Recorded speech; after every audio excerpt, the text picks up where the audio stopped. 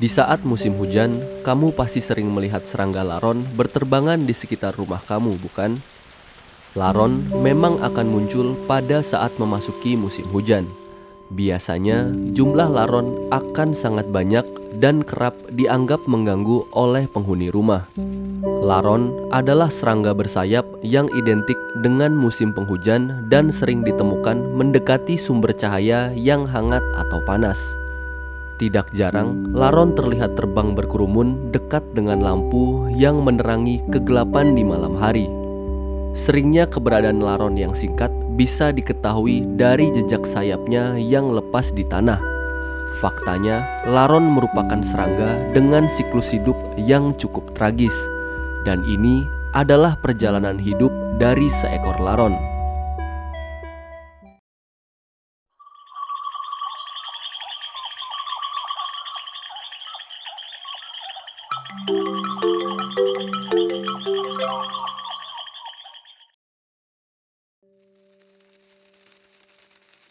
Laron adalah bagian dari koloni rayap yang menjaga siklus hidup mereka.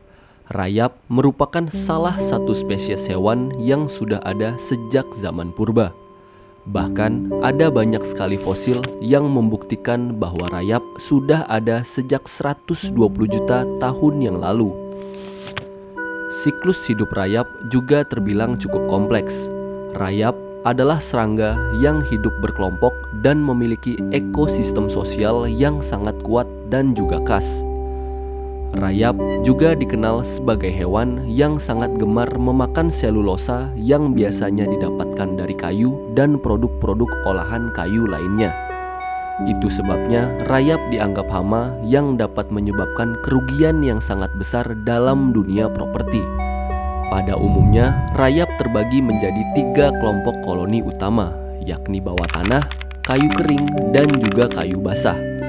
Masing-masing koloni terdiri dari rayap pekerja, prajurit, dan juga swarmer, atau rayap reproduksi.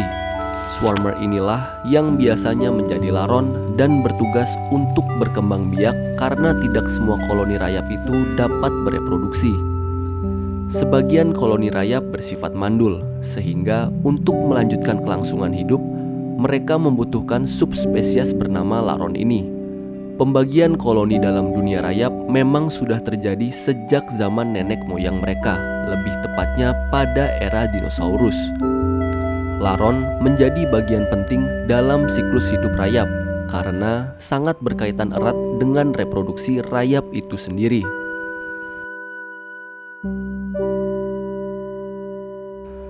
Pada saat musim hujan tiba, kondisi tanah akan semakin basah dan juga lembab.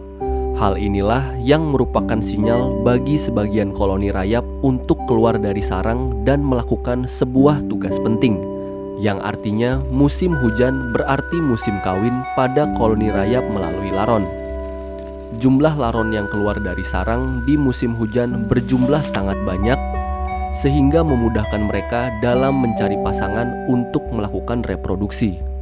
Uniknya, beberapa rayap pekerja yang ada di luar kelompok swarmer bisa menumbuhkan sayap mereka dan ikut berkontribusi dalam pencarian pasangan di musim hujan. Laron akan muncul dari manapun selama musim hujan. Mereka bisa muncul dari dalam tanah, batang pohon besar, bahkan dari dalam kayu di perumahan warga. Ilmuwan dan ahli satwa menyatakan bahwa perkawinan ini bisa terjadi antara spesies koloni yang berbeda, dan ini menyebabkan keragaman genetik dalam dunia rayap.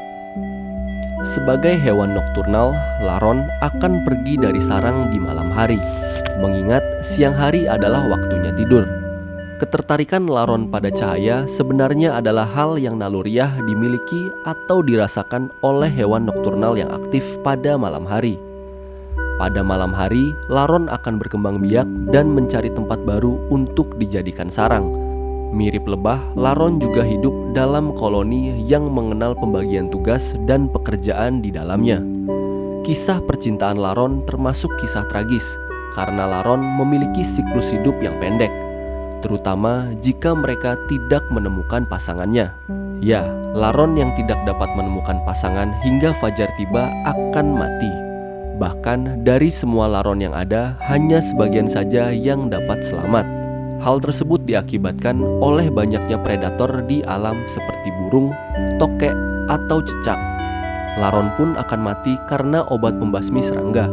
Laron akan mati jika tidak mendapatkan pasangannya, karena mereka akan terus aktif di luar sarang sampai sinar matahari muncul di pagi hari. Sinar matahari membuat laron kehilangan sebagian besar cairan tubuhnya, sehingga membuat tubuh mereka kering dan tidak lagi lembab. Padahal laron membutuhkan suhu lembab untuk tetap hidup, misalnya di bawah tanah atau di dalam batang pohon yang besar. Laron yang terbang secara acak dan berkelompok akan berusaha melepaskan sayap mereka. Caranya dengan berjalan sambil menggoyang-goyangkan tubuh serta menggerak-gerakkan sayap seperti hendak terbang. Setelah sayapnya terlepas, aktivitas kawin akan dimulai. Namun sebelum itu, laron jantan dan betina akan berjalan beriringan untuk mencari sarang baru. Laron betina atau calon ratu berada di depan, sedangkan laron jantan atau calon raja berada di belakangnya. Seusai menemukan sarangnya, laron akan mulai membangun koloni baru dengan cara menetaskan telur dari sang betina.